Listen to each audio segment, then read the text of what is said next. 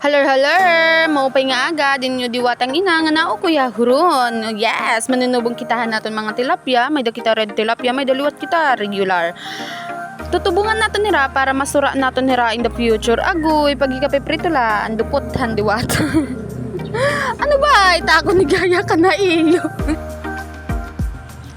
Kidding aside ano, hatinuod, dako gud nga bulig an aton mga alagang nga mga isda kay labot lahit nagkakamayadahin time nga tight and budget or nawawarayan good pansura-sura ay kay libre na ano pa man bali anira drainage may datira kanya-kanyang drainage kay may nasulod liwat nga tubig kay para may dahira oxygen nga diri liwat hira mamatay nakakabulig ito para diri maging toxic an era tubig sana ul ano diri toxic di parehasit imo igsuon agoy tungod nga man-made la inihiya nga pond may times nga gimbubuho inihiyahan mga kagang and nakakatakas gud an isda labis na kun gugurugod pa. Thank you for watching.